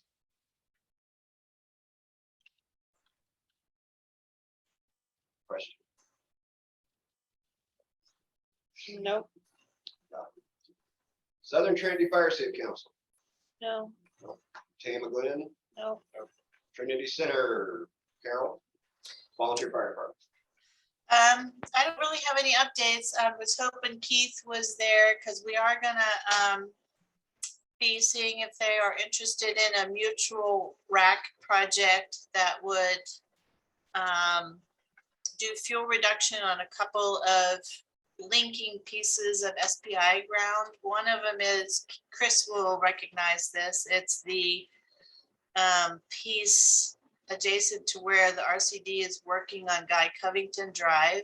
There's a little SPI chunk that would also impede access and if there was a fire. And we're going to see if they would be interested in, if we had a RAC grant in letting us do work around the Hobel dump. So the county owns or leases the property for the dump, but it's surrounded by SPI ground. And we're always worried about a fire escaping from the brush piles at the transfer station. So those would be our potential RAC grant applications if SPI is willing to let us do the work on their property. That's all I have. Hey, Carol, maybe get with me after this or send me a map of what you're looking at, because I think some of that SPI ground, at least by the Guy Covington intersection, we might be planning on doing already under our fire prevention grant. Okay. Okay, yeah, okay, thank you. This inspired me. What about a RAC grant for an interagency training on the tub grinder so that we can get some people certified to actually use that and utilize it? Have they been using the tub grinder at all? No. Looks great. So Amelia, that's a good idea. I'm wondering though, whether Title III might not be a quicker way to get an agreement, because there'll be Title III funds probably available. There'll be probably an RFP this fall. Okay. Yeah, because the RAC, you aren't going to see any money probably until sometime in the summer of 2023. Or next fall. Sounds good. I will put that on our short list for Title III funds. Keith? His hand's still up from before. Oh, I'm sorry. Now I know how to do the mute unmute. So thank you, Carol and Chris Cole, for addressing the Guy Covington area. I think that we've got some things in the works. But with regard to the tub grinder, who has operated it in the past, and who is under what circumstances could somebody besides the owner operate it? So it's a county asset, but to the best of my knowledge, it's never been used. It's new. They just finished the air quality compliance this spring. But the last update was that they didn't have anybody trained to use it. Okay, well, that's disappointing, but that'd be nice to have somebody who knows how to run it and is authorized to do that. It's in solid waste is the department that oversees that item. They bought it to grind the brush piles at Hobel, but all they ended up doing was just bulldozing them and pushing them further away, closer to the forest part, so that people could dump stuff. So they didn't remove the material, they just kind of compacted it and pushed it around.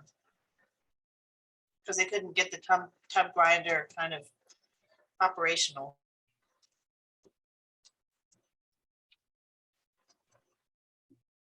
All right, moving on, Trinity County Board of Supervisors. I think Jill had to leave. Yeah, I think she was too. Okay, Trinity County Collaborative Group. I might be the last one left, or I guess Keith is still on. We've had 2 field trips. Both last week, one on Monday of last week to do a sample marking of the pilot project. I think Keith, were you on that? Yes, I was. Yeah, and my understanding is it went quite well. A lot of discussion on that, and then we had a field trip this last Friday. Kelly was on that with us also, and we were looking at essentially the Browns project phases 1, 2, and 3 in the Weaverville Community Forest.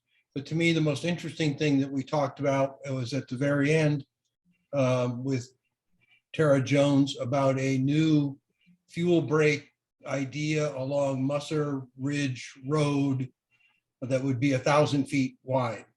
It's under a new categorical exemption. More details to follow. That's it. Thanks, Pat. Anybody from planning, Trinity County Planning?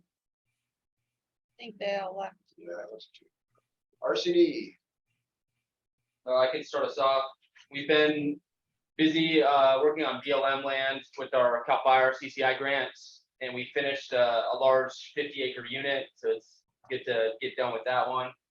And then we've kind of shifted our focus more to our fire prevention grant. And so we've done some work in Junction City Park, which is continuing work we've already done, as well as started a smaller fuel break, but like around 300 feet on the top of Browns Mountain, and some of that will go through SPI land and tie it into the Browns Mountain Road. And then we've also done some more private work, just kind of dispersed throughout the county. And then our main focus now is we're kind of shifting a bunch of crews to work on the Six Rivers National Forest. And so 2 crews will be out there for basically for the future, doing roadside fuel reduction within the August complex. And that's all I really have for the fuel side. I don't have anything additional to add at this time. Good. All right, great. Thanks, Chris. Trinity PUD. I don't know if he's still on. Yeah, Dave, you got to let him. Yeah. All right. I don't even know what it is. Sanungway. I think Dina left. UC Cooperative Extension. Nope. Oh, all right. Let's cruising right along. Shasta Trinity National Forest. Glenn, you have anything? Hey, so you got me here. Oh, perfect. Provide a little update. Yeah. St. Arch, the new fuels planner there on PRMU. So we got a hazard tree sale up on Boulder Creek. It's sold. I'm not sure what the timeline to start cutting that is just yet, but it is sold, so it will be cut. Boulder Creek is up in near Trinity Center. Yeah, so. Yeah, Started being built. Yep. And then still working on getting the monument deck sold. That's the final part.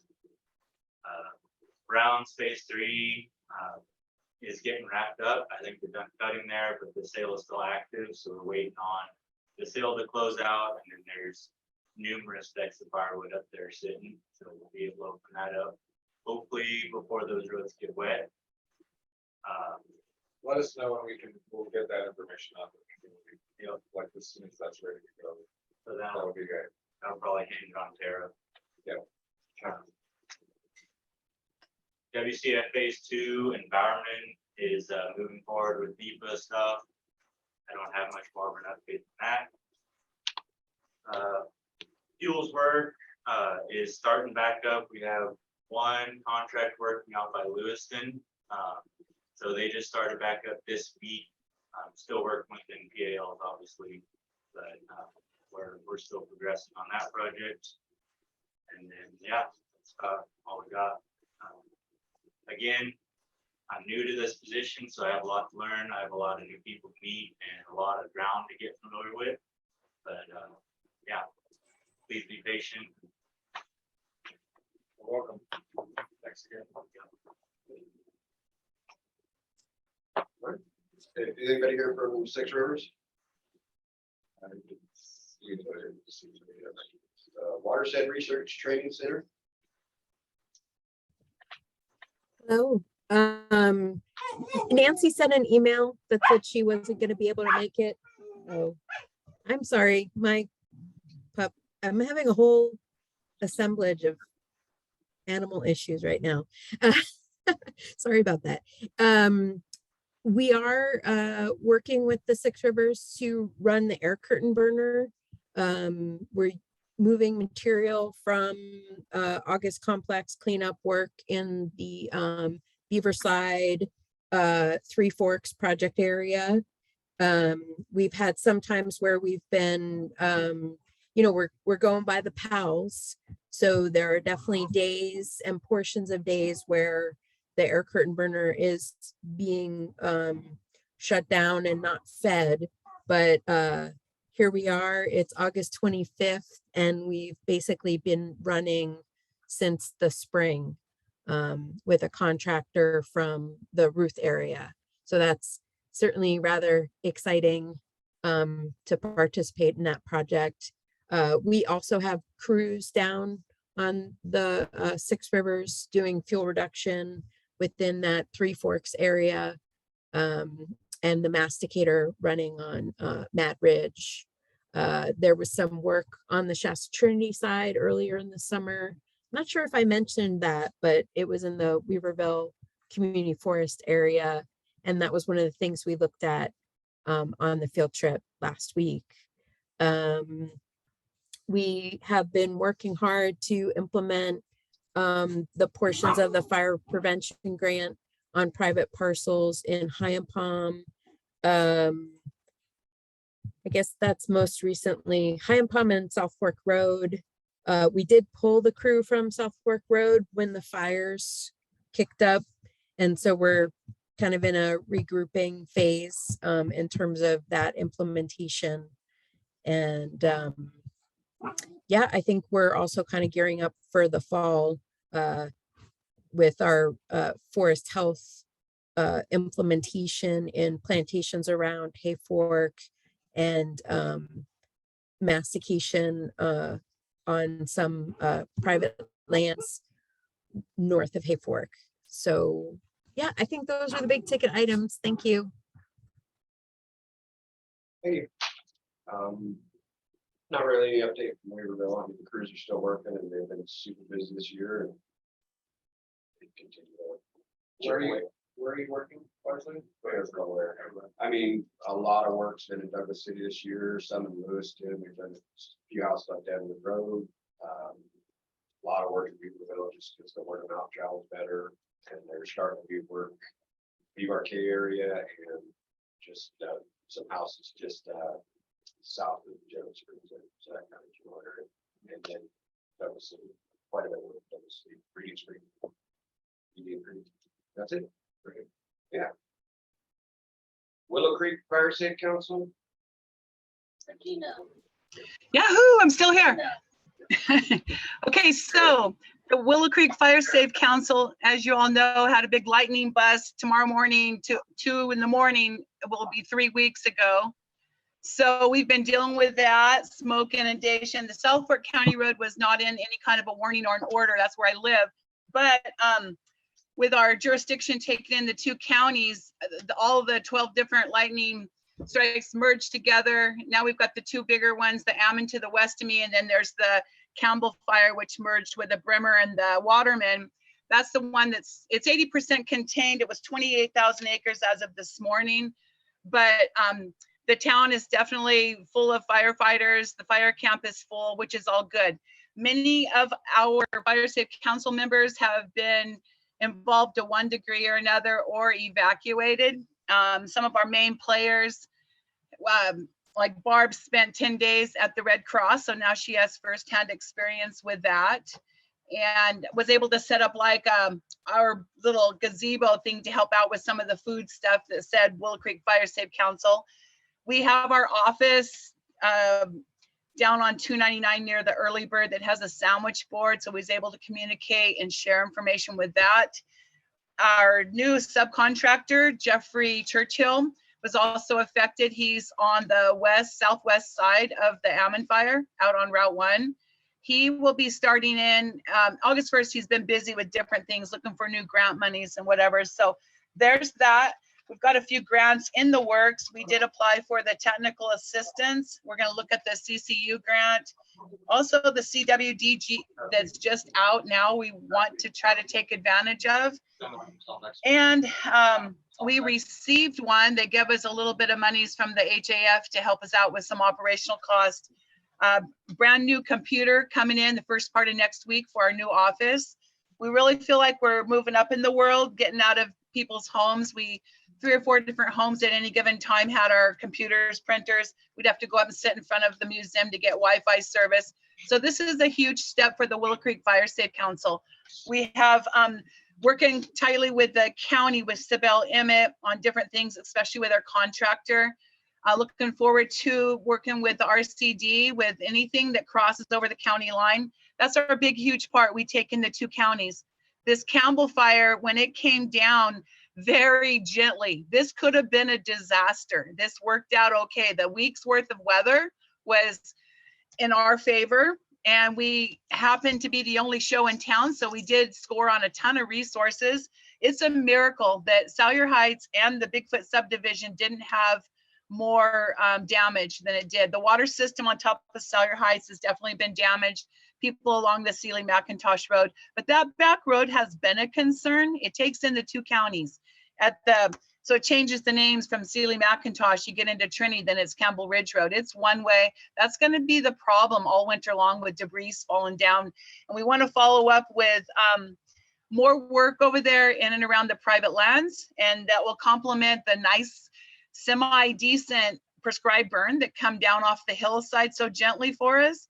That was amazing. Like I said, there's going to be scorch and some mortality, but for the most part, it was beneficial. Unlike the Campbell right up on top, there's definitely some scorched out pretty, like people are saying, wow, we didn't even know there was 3 drainages in there because it's just never been exposed. It got burnt good. And that was where the crew buggies were burnt over on that back Campbell Ridge.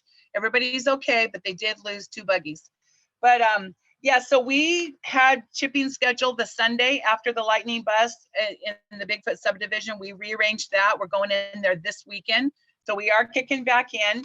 We have an ongoing interest form throughout the community that we're distributing via social media and handing out so that we can drum up business, see what the interest is for these upcoming grants with our, work being done with our contractor that we recently hired and or for future projects. So there's a lot going on, even though we got set back, but we're survivors. So we appreciate everyone's efforts and time. If there's any questions, I can answer.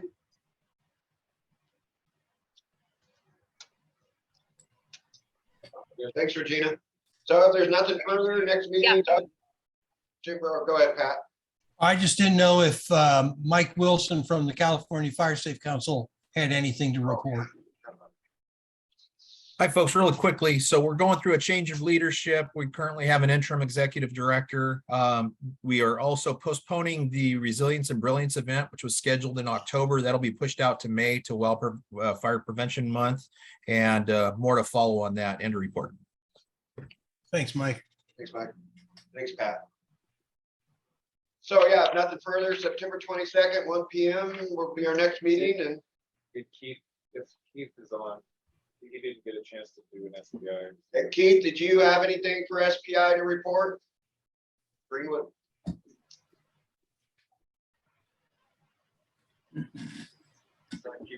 I'm sorry, I was doing 2 calls at once. So all I wanted to say is we don't have any active fuel reduction projects currently going on, but we're putting those into all of our harvest plans. And then I was intrigued and interested in the presentation on the Community Wildfire Defense Grant Program and Rob Winkler's discussion about the BLM and SPI, how we mix up on the Browns Mountain area. I think that might be a reasonable fit there. We're planning on getting that done, but it's pretty difficult terrain and it's going to require some pretty heavy lifting to get either one of our parcels done. But we want to get them tied together. So thank you. Thanks, Keith. Nothing further, meeting adjourned. Thank you all for your time today. Have a good afternoon.